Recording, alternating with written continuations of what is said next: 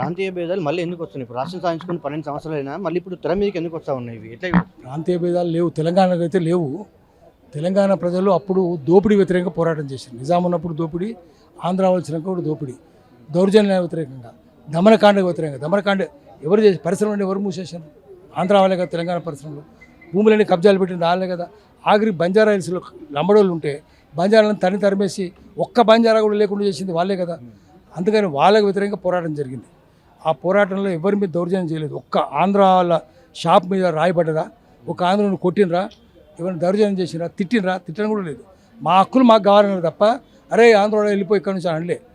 గతంలో 69 అని వచ్చి ఆంధ్ర ఇడ్లీ సాంబార్ గోబ్యాక్ అనే నినాదం 69 వచ్చింది. అంతకుముందు 52లోనేమో నాన్ ములికి గోబ్యాక్ ఉద్యమం వచ్చింది. 56లో కలిపినప్పుడు కలపొద్దని చెప్పినారు. అదే కలిపినప్పుడు ఇక్కడ ముఖ్యమంత్రి బూరు రామకృష్ణరావు కలపమన్నారు. కాబట్టి సరే జనం ప్రయోగం చూద్దాంలే అని ఓర్పు చూపించారు. కానీ తర్వాత ఎప్పుడు తెలంగాణ ప్రజలు ఎవరి మీద దౌర్జన్యం చేయలేదు. ఇప్పుడు చేస్తలేరు. తిడతలేం, మీరే తిడుతున్నారు మమ్మల్ని. ఆంధ్రలో తెలంగాణ తిడుతున్నారు. అప్పుడు మేము తిట్టలేదు. మలిదశ ఉద్యమంలో ఒక్క మాట వాళ్ళకి వ్యతిరేకంగా మాట్లాడలేదు. ఈ తర్వాత మీరే మమ్మల్ని తిట్టుకుంటూ పోతున్నారు. మీ సినిమాలో తిడుతున్నారు, రాజకీయాలు తిడుతున్నారు, అసెంబ్లీలో తిడుతున్నారు. తెలంగాణలో చదువు లేదని, శీలం లేదని, తర్వాత వాళ్ళకి వ్యవసాయం తెలియదని, మేమే తిండి పెట్టినామని, పరిశ్రమలు లేవని అన్నీ మీరే తిడుతున్నారు. మేము ఎప్పుడు తిట్టలేదు, మమ్మల్ని అప్పుడు అవమానించలేదు. అంటే ఇప్పుడు ఎవరు దాడి చేసేది, ప్రత్యక్ష దాడి చేసేది ఎవరంటారు? ఏం చెప్తారు? ఎవరు దాడి చేస్తారంటే ఏం చెప్తారు? ఎవరు దాడి చేసి చంద్రబాబు నాయుడు. అప్పుడు దాడి చేసి చంద్రబాబు నాయుడే. పరిశ్రమలను తెలంగాణ మూసేసి చంద్రబాబు నాయుడే. ఆ చంద్రబాబు నాయుడే ఇప్పుడు కూడా వచ్చేసి వీళ్ళని పట్టుకొని చేస్తూ ఉన్నాడు, దొంగ పనులన్నీ చేస్తున్నాడు. మళ్ళీ పవన్ కళ్యాణ్ తీసుకొచ్చింది కూడా ఆయనే. ఆయనకు ప్రైమ్ మినిస్టర్ పదవి మీద మోజుపడ్డది. ఆ పదవి ఎట్లనే కావాలి ఎవరికి? చంద్రబాబు నాయుడుకు. ముఖ్యమంత్రి పదవి కావాలనుకున్నప్పుడు ఏదో విధంగా ఎన్టీ రామారావు దింపేస్తాను కూర్చున్నాడు. ఇప్పుడు ప్రైమ్ మినిస్టర్ పదవి కావాలి, ఆయన కూర్చోవాలి. మరి ఆంధ్రప్రదేశ్లో ఎవరు ఉండాలి? ఆంధ్రప్రదేశ్లో నారా లోకేష్ ఉండాలి, కొడుకు ఉండాలి. మరి నాకు కావాలని చెప్పి పవన్ కళ్యాణ్ పోరాటం చేస్తుండు కదా చంద్రబాబు మీద.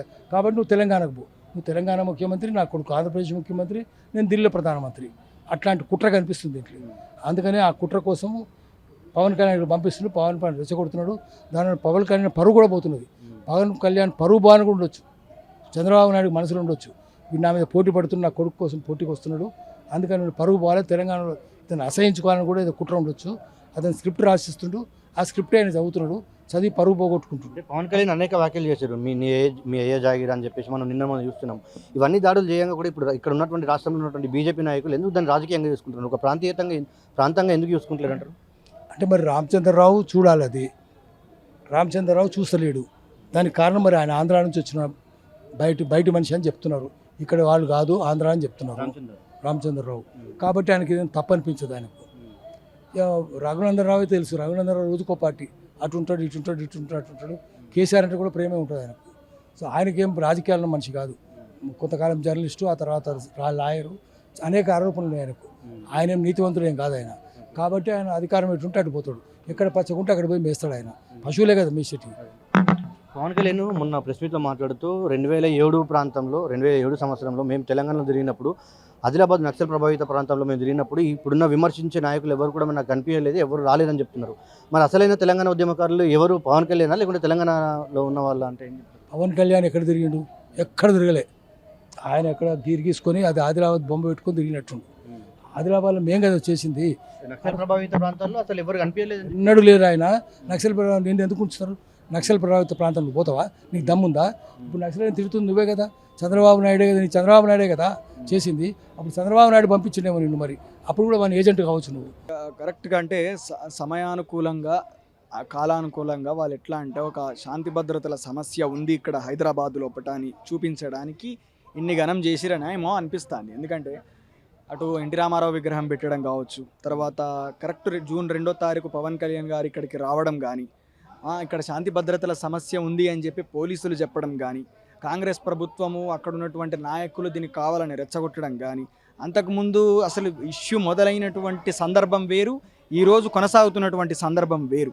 వీటన్ని పరిణామాలను చూస్తూ ఉంటే దీన్ని ఏ ఇష్యూ అనుకోకుండా రేజ్ అయిందో ఈ రేజింగ్కి ఇంకా వాళ్ళు మసాలాలు యాడ్ చేసి దీన్ని ఇట్లే కంటిన్యూ చేసి చివరకు హైదరాబాద్ లోపల శాంతి భద్రతల సమస్య ఉన్నదని చూపించి హైదరాబాద్ను మన యూనియన్ టెరిటరీ చేయడానికి చేస్తున్నటువంటి కుట్ర లెక్క ఇది కనబడతా ఉన్నది. ఎందుకంటే శాంతి భద్రతల సమస్య, ప్రాంతీయవాదం, ఉగ్రవాదం అని చెప్పనంటే, అరే మొన్న ఆర్సీబీ గెలిచిందని చెప్పి అక్కడ కర్నూలు లోపట, వైజాగ్ లోపట వందల మంది, వేల మంది యువత రోడ్ల మీదకి వచ్చి గంజాయి దాగి ఇష్టం వచ్చినట్టు ప్రైవేటు వాహనాలను, ప్రైవేటు ఆస్తులను, ప్రభుత్వ ఆస్తులను ధ్వంసం చేశారు. అది చూస్తే సామాన్య జనాలు ఎంత భయభ్రాంతులకు గురైనటువంటి పరిస్థితి అది. వాళ్ళ వేరే ప్రైవేట్ వ్యక్తుల యొక్క కార్ల టాప్ల మీదకి ఎక్కి డ్యాన్సులు చేసుడు, బెదిరించుడు, అద్దాలు వాళ్ళకు కొట్టుడు, లైట్లు వాళ్ళకు కొట్టుడు, పోలీసులు ఏర్పాటు చేసేటువంటి బ్యారికేడ్లను తొక్కి నారదీసి ఇష్టం వచ్చినట్టు ప్రవర్తించినప్పుడు అక్కడ ఉగ్రవాదం ఎవరికి కనవల్లే. హైదరాబాద్లో కూడా అట్లాంటి పరిస్థితి జరిగింది. హైదరాబాద్లో జరిగింది, కర్నూలు, వైజాగ్ లోపల ఇంకా 10 ఇంతలు ఎక్కువ జరిగింది, చాలా దారుణంగా జరిగింది. అట్లాంటి పరిస్థితుల లోపల ఉన్నది కాబట్టి అక్కడ శాంతి భద్రతల సమస్య కనబడతలేదు. కాబట్టి ఇవన్నీ ఎందుకు కూడా వాడుకునేటటువంటి వ్యక్తులకు ఇవన్నీ కూడా సందైపోయినాయి. వాడుకునేటటువంటి వ్యక్తులకి ఇవంతా కూడా సందైపోయి ఈరోజు ఇష్టానుసారం ప్రవర్తిస్తున్నారు. కాబట్టి డెఫినెట్గా తెలంగాణ ప్రజలు చూస్తున్నారు, అస్తిత్వం మీద దెబ్బతీసిరు అని చెప్పనంటే, అరే దెబ్బతీసిరు కదా, మరి తిడుతున్నారు కదా, బూతులు ఇష్టం వచ్చినట్టు సోషల్ మీడియా ఓపెన్ చేస్తే చాలు విపరీతమైనటువంటి బూతులతోటి అమ్మ అక్క అలే అనుకుంటూ ఇష్టం వచ్చినట్టు విరుచుకపడతారు కదా. ఆ పార్టీలో ఆంధ్రలో రా, తెలంగాణలో రా? తెలంగాణలో ఎవరు కదా. ఇప్పుడు తెలంగాణలో ఉన్నప్పుడు సిగ్గులేంది మనకా వాళ్ళక? మనకే కదా. ఇప్పుడు మీడియా కాళ్ళు మొక్కిన మొన్న మీ మీడియా వాళ్ళు నిలదీసిరు వాళ్ళని. మంగిలి ఇష్యూని ఏడవదిలేసిరు జనసేన నాయకులు. మంగిలి ఇష్యూని ఏడవదిలేసిరు, జనాలను ముంచిన మంగిలిని ఇష్యూని ఏడవదిలేసిరు జనసేన నాయకులు. పాయింట్ 1. ఆ నాయకులకు మీ అయ్య జాగిరే అంటే మా అయ్య జాగిరే, ఇది అన్న అనకున్నా మన అయ్య జాగిరే, మన తెలంగాణలో అయ్య జాగిరే కదా. నీ అయ్య ఈడ పుట్టిండు పవన్ కళ్యాణ్, నీ అయ్య ఈడ పుట్టిండు, ఆంధ్రాలో పుట్టిండు. నీ అయ్య జాగిరేనో గాడపోయి పెట్టు పార్టీ గీడెందుకు వచ్చిన పీకనిక.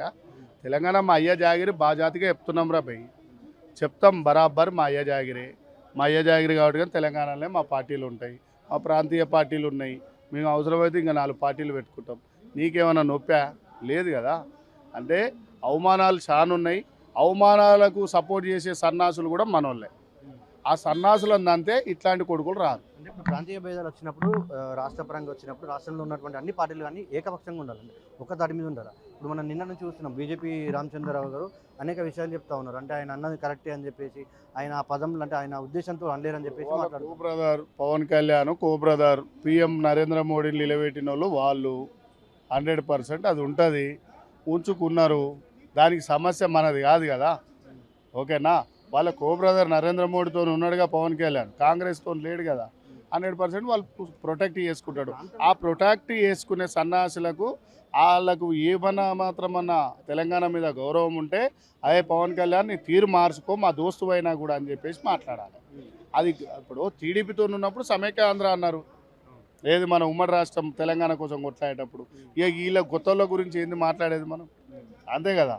ఇప్పుడు మనోళ్ళే వాళ్ళ సంకలు నాకుతుంటే, వాళ్ళ పార్టీలలో పోయి జోకుతుంటే మనం ఏం చేస్తామన్నా? మనకు బుద్ధి ఉండాలని చెప్తున్నా, అంతే కదా. పవన్ కళ్యాణ్ నీ మాట తీరు మార్చుకోకుంటే చెంపలు వలుగుతాయి, దవడలు వలుగుతాయి. తెలంగాణ ప్రజలు అంతా వీచికి వదిలేయరు. ఓకే, మీ మద్రాసు రాష్ట్రం నుంచి మీ హైదరాబాదు సపరేట్ అయ్యేటప్పుడు కొట్లాడిన వాళ్ళు తెలంగాణ వాళ్ళే. మళ్ళీ తెలంగాణ ఉన్నా కూడా నాన్మూలికి go back Muchcharla Satyanarayana. Okay, Muchcharla Satyanarayana చాలా పెద్ద లీడరు. తెలంగాణ వాళ్ళు ఇక్కడ ఉన్న వాళ్ళందరూ బెల్లి లలితక్క అయినా, మారోజు వీరన్న అయినా, గండి ఐలయ్య అయినా, అసన్పర్తి సాంబయ్య అయినా, చెరుకు సుధాకర్ అయినా, అక్కడ తీసుకుంటే కొమరంభీం శాఖ ఐలమ్మ అయినా, ఇక్కడ చూసుకుంటే ఎర్రసత్యం అయినా, మళ్ళీ తీసుకోపోతే చాలా పెద్ద పెద్ద మనుషులు తెలంగాణ కోసం.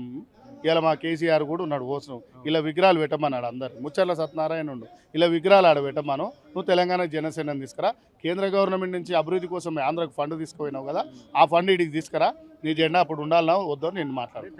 పవన్ కళ్యాణ్ గారిని బలి పశువు చేస్తున్నారా బీజేపీ లేదా టీడీపీ, లేదా ఆయన్నే తెలంగాణ ప్రజలతో బలిపశు కావాలనుకుంటున్నాడో మరి ఆయన తేల్చుకోవాలి. వాస్తవానికి ఒకప్పుడు పవన్ కళ్యాణ్ ఒక హేతువాద దృక్పథంతో, ఒక అద్భుతమైనటువంటి సమాజ శ్రేయస్సు కోసం ఉన్నటువంటి మైండ్ సెట్తో ఉండే, హేతువాద దృక్పథంతో ఉన్నటువంటి పవన్ కళ్యాణ్ ఇలా ఏతులవాదిగా ఎందుకు తయారవుతున్నాడు? ఏతులవాదిగా తయారు కావడానికి కారకులు ఎవరు? ఆయనకు స్క్రిప్ట్ ఇస్తున్నటువంటి వాళ్ళు ఎవరు?